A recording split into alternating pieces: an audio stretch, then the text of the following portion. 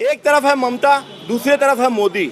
मोदी का नाम और ममता का नाम, तो ममता का नाम में ही बहुत क्षमता है और मोदी का नाम देख लीजिए। मोदी एक वो मोदी भी है जो नीरव मोदी है, जो चोर, जो हिंदुस्तान का पैसा लेके भाग गया। दूसरा है ललित मोदी, चोर जो लेकर के भाग गया। और दूसरी बात, आप पूरे हिंदुस्तान में घूम घूम के अगर जाइए तो मोदी वो होता है। तो ये मामला यूपी में हो सकता है, क्यों? क्योंकि वहाँ योगी आदित्यनाथ और बीजेपी की सरकार है। ये ममता बनर्जी के सरकार में कभी पॉसिबल नहीं हो सकता।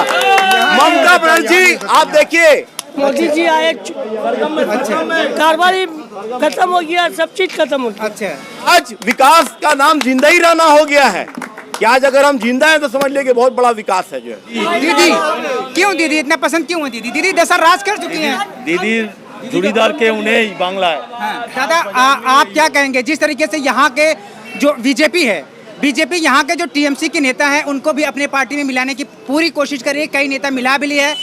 यहाँ के मिथुन चक्रवर्ती यहाँ के प्रसिद्ध अभिनेता रहे हैं, उनको भी पार्टी में ले लिया। तो आप सुनिए दादा, पहले पूरे सवाल तो सुन लिया करिए। तो क्या लगता है कि ये जो मिथुन चक्रवर्ती, शुभेंदु अधिकारी जैसे तमाम बड़े नेता हैं, अभिनेता हैं, उनके फॉलोअर्स उनके जाने से जाएंगे क्या? देखिए, इसी बात से आपको समझ जाना चाहिए। मैंने देखा, बहुत आश्चर्य हुआ मुझे कि इनके जो सांसद हैं, जो जीते हुए सांसद हैं, वो एमएलए का इलेक्शन लड़ने जा रहे हैं। इसका मतलब क्या हुआ? इसका मतलब ये हुआ कि ये सिर्फ मीडिया में है, ग्राउंड लेवल में इनको कैंडिडेट नहीं मिल रहा है कि ये खड़ा कर सके। 296 सीट पर इनको बीजेपी वालों को कैंडिडेट नहीं मिल रहा है जो खड़ा कर सके। इसके मजबूरी के तहत ये सांसद को एमएलए में खड़ा कर रहे हैं। दूसरी बात कि जो लोग यहाँ टीएमसी से जो लोग बीजेपी में गए हैं, उनके पास दो ही ऑप्शन थे, या तो वो टीएमसी से बीजेपी में जाते या वो ईडी और सीबीआई के द्वारा वो जेल में जाते। तो उन्होंने देखा कि ये एक अच्छा ऑप्शन है कि वहाँ हम दूसरी पार्टी में चले, कोई भी व्यक्ति जेल जाना नहीं चाहेगा। आज मैं आपके माध्यम से पूछना चाहता हूँ कि जो मुकुल राय को नोटिस दिया गया था, मुकुल राय को बुलाया गया दिल्ली से, आज जब वो चले गए तो आपने कभी देखा कि मुकुल राय को फिर से कभी कोई सीबीआई या ईडी के द्वारा नोटिस भेजा गया? आज जब इलेक्शन का जब वक्त आया तो टीएमसी के लीडरों को चुन चुन करके उनको नोटिस भेजा जा रहा है। ये इस बात का प्रमाण है कि ये जब भी इलेक्शन आता है तो इस तरीके का जो कांड का है वो नोटिस जो विपक्ष के जो नेता हैं उनको भेजा जाता है। आप एक बात को ध्यान से सुनिए, एक तरफ है ममता, दूसरी तरफ है मोदी। मोदी का नाम और ममता का नाम, तो ममता का नाम में ही बहुत क्षमता है और मोदी का नाम देख लीजिए। मोदी एक वो मोदी भी है जो नीरव मोदी है, जो चोर, जो हिंदुस्तान का पैसा लेके भाग गया। दूसरा है ललित मोदी, चोर जो लेकर के भाग गया। और दूसरी बात, आप पूरे हिंदुस्तान में घूम घूम के अगर जाइए तो मोदी वो होता है जिसको बनिया बोलते हैं। और हम लोग गांव में छोटे से देखते आ रहे हैं कि कम तौलता है, आप जो देखिएगा, और वो जो है एक तो खाता रखता है, समझे? तो ये मोदी नाम का इफेक्ट है, ये इनके नाम का प्रभाव है इनके ऊपर कि ये चोरी करना जानते हैं और अच्छे तरीके से। इन्होंने जब विजय माल्या जब इस देश से जब देश को छोड़ के भाग गया तो इन्होंने कहा कि इसको भगा दिया गया। मैं पूछना चाहता हूँ, मैं एक क्रिमिनल हूँ, मुझे अगर थाना में अगर पकड़ लिया जाए तो मैं थाना से तब तक नहीं भाग सकता या जेल से तब तक नहीं भाग सकता जब तक कि जेलर मुझसे मिला नहीं हो, जब तक कि थाने का थानेदार मुझसे मिला नहीं हो। तो ये जब देश छोड़ के यहाँ से भाग जाता है कोई भी अपराधी, तो जब तक देश की सरकार उससे मिली नहीं है तो ये भाग नहीं सकते। ये आपके माध्यम। और जब इलेक्शन होता है, जब ये लोकसभा का इलेक्शन, क्योंकि अभी तो ये विधानसभा का इलेक्शन चल रहा था, अभी ये मामला नहीं उठा रहे। जब लोकसभा का इलेक्शन होता है तो मैं न्यूज़ चैनल के माध्यम से देखता हूं कि विजय माल्या पकड़ा गया, उनको ये हिंदुस्तान वापस लाया जा रहा है। नीरव मोदी पकड़ा गया, हिंदुस्तान वापस लाया जा रहा है। तो ये इस तरीके का प्रोपेगेंडा चलाते हैं और जैसे ही इलेक्शन चला जाता है तो ये शांत हो जाते हैं।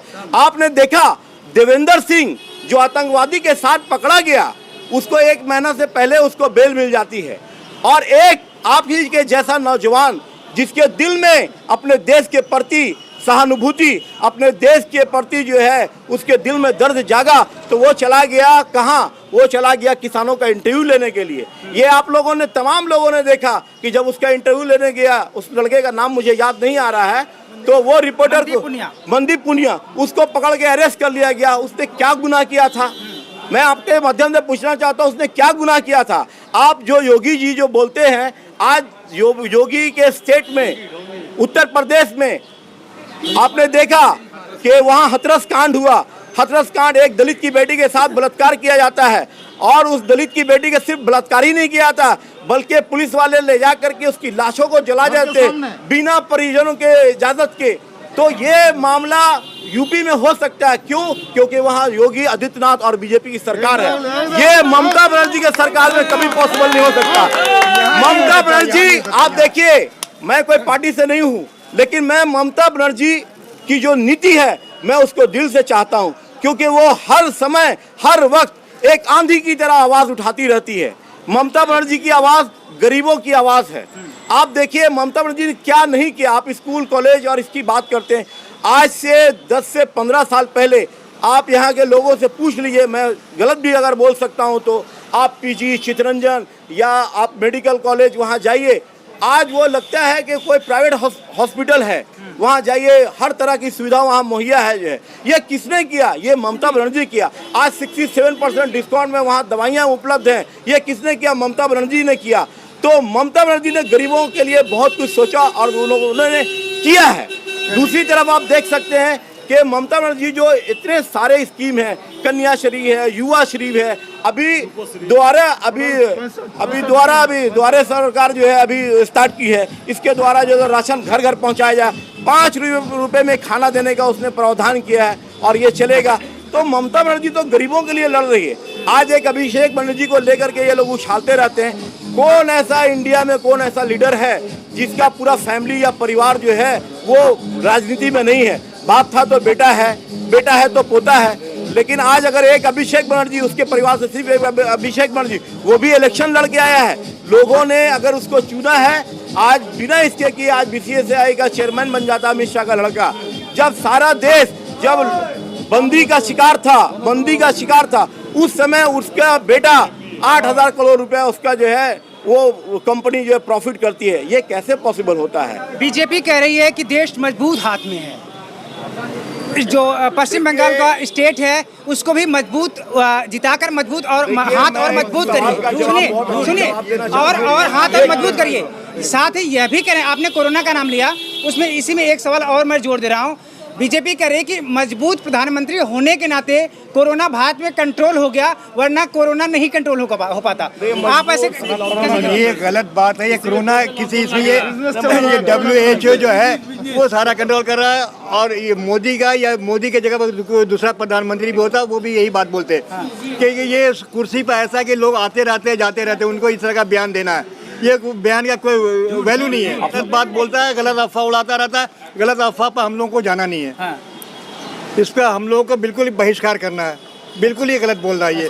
बार बार ममता को वो इतने लोग आए हुए हैं, पूरा सेंटर से तमाम आए हुए हैं, ढोंगी जी आए हुए हैं, सिर्फ एक ही चीज़ की ये औरत ज़ात, एक छोटी दुबली पतली औरत की लड़की, ये क्यों आग से आग लड़ा के बात करती है? वो इसको दबाओ, इसको ख़त्म करो, हाथ तोड़ दो, पाँव तोड़ दो, ये कर दो, वो कर दो, ताकि किसी तरह से डर से भाग जाए और हम डबल इंजन का सरकार बनावे। और जहाँ यहाँ बाकी है लूटने के लिए, हर जगह तो हमने लूट लिया, यहाँ बाकी यहाँ पर भी लोगों को हम लूट ले, हम कंगाल कर दें।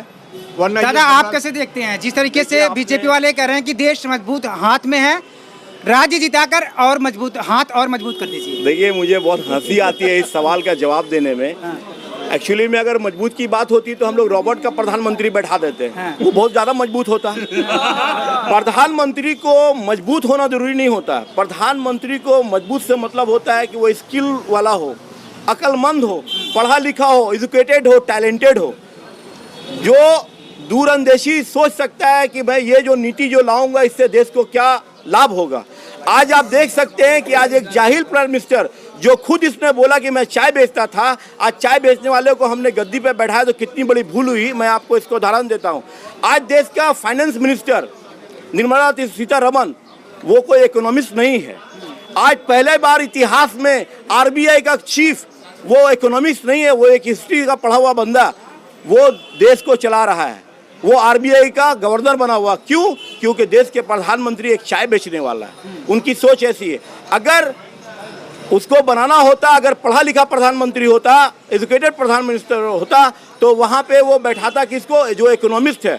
इकोनॉमिस्ट वो होता है जो देश की इकोनॉमी के बारे में अच्छे से जिसको ज्ञान होता है। जैसे कि मनमोहन सिंह, जब पूरे वर्ल्ड में जब मंदी का दौर था, उस समय हमारा भारत जो है जीडीपी का ग्रोथ बहुत ऊपर था, 10 के आस पास जो है जीडीपी का ग्रोथ था। आज हमारे देश का जीडीपी ग्रोथ क्या है, ये आप भली भांति जानते हैं। दूसरी तरफ आप देखिए, ये एक तरफ बोलते हैं कि सोनार बंगला बनाएंगे, दूसरी तरफ आप देख रहे हैं कि एक तरफ से ये BSNL, MTNL, LIC, BPCL, ये सारी कंपनियों को, रेलवेज, एयर इंडिया, एयरलाइंस, ये सबको बेचते चले जा रहे हैं। तो ये बेचुआ सरकार है, ये विकास वाली सरकार नहीं है, ये बेचुआ सरकार है। लेकिन इन्होंने इस तरीके की राजनीति की है कि मैं लोगों से ये कहना चाहता हूं कि ये राजनीति में लोगों को इस तरह लाके खड़ा कर दिया है कि आज लोग अगर जिंदा अगर रहते हैं, जिंदा बच जाते हैं, तो लोग उसी को विकास समझेंगे। आज विकास का नाम जिंदा ही रहना हो गया है कि आज अगर हम जिंदा हैं तो समझ लिए कि बहुत बड़ा विकास है जो है। दादा क्या कहना चाहेंगे, दीदी या मोदी? दीदी दीदी दीदी मोदी, दीदी मोदी, दीदी यहाँ पर कोई है दीदी के अलावा जो सपोर्ट करता हो? मतलब कोई वैसा नहीं है जो गलत को आदमी को यहाँ पर सपोर्ट करे। यहाँ सारे लोग अच्छे, अगर दीदी से अच्छा कोई होता तो हम अच्छे का सपोर्ट करते। लेकिन मोदी, अब दीदी के मुकाबले में दीदी बहुत कुछ है, मोदी कुछ नहीं है। एक लास्ट सवाल, लास्ट सवाल आपसे पूछना चाहूंगा कि असदुद्दीन ओवैसी भी यहाँ पर लड़ रहे हैं, तो इसको कैसे देखते हैं? इसीलिए कह दिया ये बात कि लम्हों ने खता की, सदियों ने सजा पाई है। हमने कहा 5 सेकंड का बटन आप गलत आदमी को ना दबाएं कि मेरा वोट कहीं और चला जाए और मेरी दीदी को या और किसी और को नुकसान हो जाए। वोट अगर बढ़ गया तो नुकसान किसका है? मशीन में भी तो है। मुसलमान, किसी भी सेकुलर का, मुसलमान का नाम नहीं लेते, किसी भी सेकुलर का अगर वोट बढ़ता है तो फायदा किसको होता है? जो धर्म को बांट रहा है, तो उसको फायदा होने जा रहा है। तो ये धर्म को बांटने का काम हम बंगाल वाले, हम कलकत्ता वाले, हम लोग को नहीं करना है। हम लोग सेकुलर हैं, इंशाल्लाह हमेशा सेकुलर रहेंगे। तो दीदी रहेंगी यहाँ पर? बिल्कुल बिल्कुल दीदी। खेला हवे खेला हुए दीदी खाना पाए खेला हवे। जिंदाबाद ममता दीदी, जिंदाबाद जिंदाबाद। सर आप क्या करते हैं? ममता दीदी आप करते क्या हैं? बस कारोबार करते हैं, क्या करते हैं? लेडीज श्रृंगार का आइटम। अच्छा, तो आपको पसंद आ रहा है दीदी का? दीदी पसंद आता है। अच्छा, कोई ऐसा योजना, कोई ऐसी योजना बताइए जिससे आपको फायदा हुआ हो दीदी से?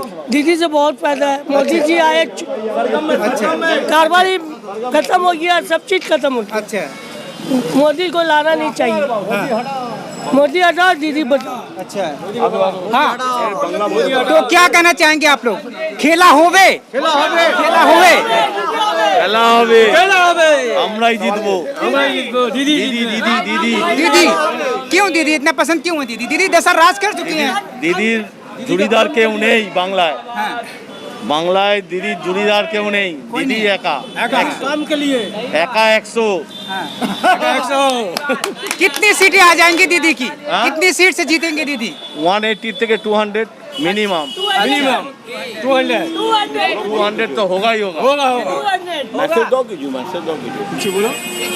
चलिए, अच्छा, आप लोगों का बहुत बहुत धन्यवाद कि आप लोग हमसे बातें करें।